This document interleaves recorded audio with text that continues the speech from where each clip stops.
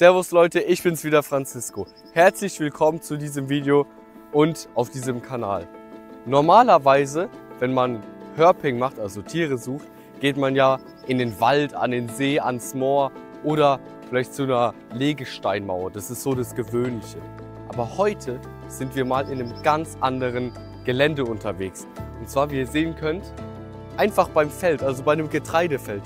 Und ob ihr es glaubt oder nicht, ich werde heute hier mein Glück versuchen. Wir werden Tiere suchen. Seid gespannt, vielleicht finden wir was, vielleicht nicht. Kleiner Tipp, wir finden natürlich was. Also, es geht los.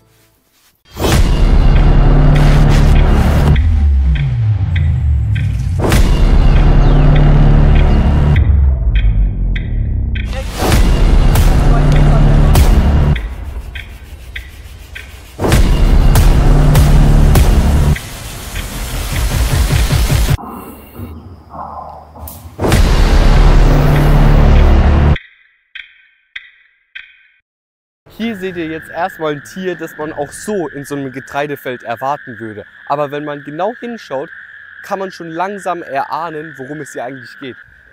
Ihr seht nämlich, wie das Wasser rausspritzt. Und durch das massive Regenwasser und durch das Druckwasser sind eben diese Lachen entstanden, quer über die ganzen Getreidefelder.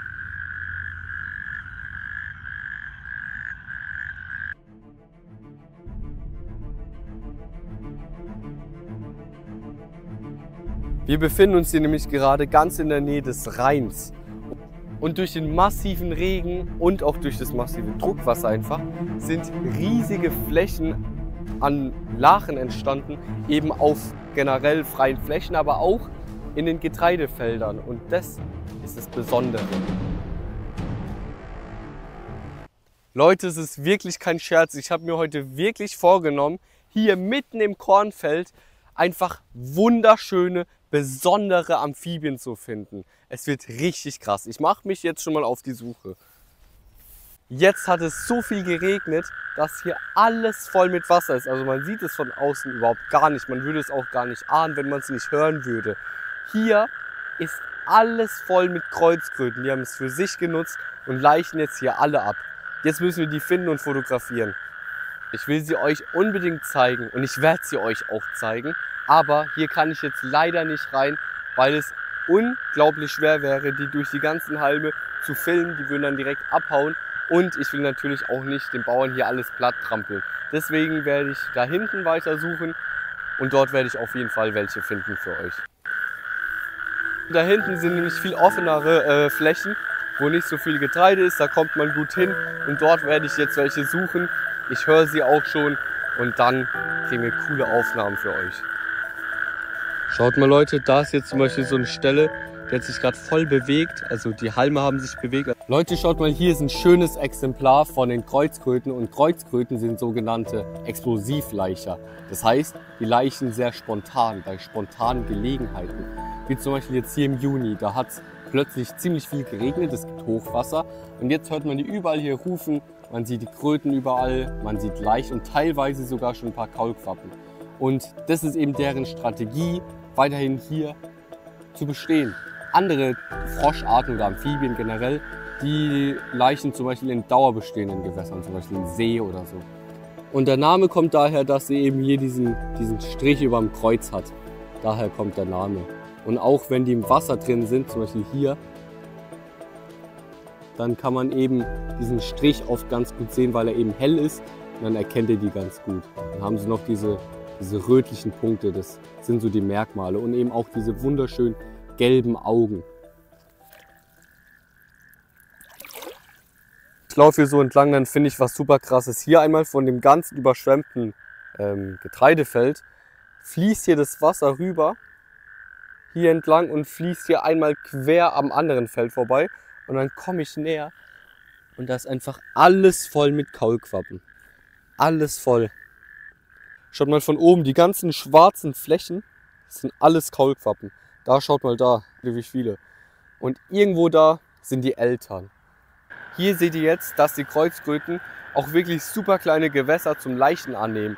Wie zum Beispiel jetzt in dem Fall diese Traktorspur, die mitten auf dem Weg zwischen den Feldern liegt.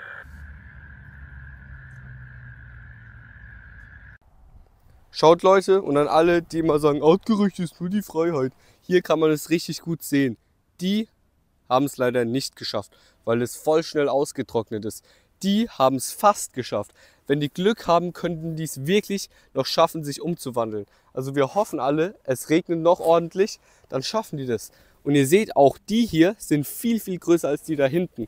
Also ihr seht, solche Tiere entwickeln sich wahnsinnig schnell. Wir hoffen auf jeden Fall, dass sie es schaffen. Bisschen Regen bitte, wir müssen so einen Regentanz machen wie die Indianer. Und das Coole an der Kreuzkröte ist, dass sie nicht wie andere Tiere, also dass sie sich nicht nur an einem Biotop irgendwie vermehren kann. Die braucht nämlich einfach nur diese Bedingungen, dass plötzlich Regen da ist, dann gibt es diese Tümpel, Lachen, Pfützen und dann laichen die. Dieser Biotop hier ist eigentlich was ganz Ungewöhnliches für Kreuzkröten. Die haben sich was komplett anderes mal ausgesucht hier. Es ist nämlich eine Pionierart. Das heißt, die brauchen eigentlich große, weite Flächen, wo nicht viel Vegetation ist. Also das hier, das ist komplett ungewöhnlich. Eigentlich kommen die vor in Dünen, verlassene Bergbaulandschaften, an der Küste oder so. Die brauchen lockeren, sandigen Boden und viel Wärme. Und deswegen ist es so besonders hier. So Leute, ich hoffe, ihr mögt jetzt die Kreuzkröten genauso wie ich. Aber das war es noch lange nicht. Das war jetzt nur ein Biotop. Wenn ihr die Tiere noch bei anderen sehen wollt, dann begleitet mich bei den anderen Videos. Dort werde ich nämlich noch zu anderen Biotopen hingehen, die komplett anders sind als diese hier. Und ich werde sie finden und auch filmen. Dort erzähle ich euch erstens mehr über die Biologie der Tiere und zweitens werde ich euch auch zeigen, wie man sie effektiv schützen kann. Also in dem Sinne, abonniert den Kanal, liked das Video, kommentiert, weiterleiten, Glocke aktivieren. Bis zum nächsten Mal.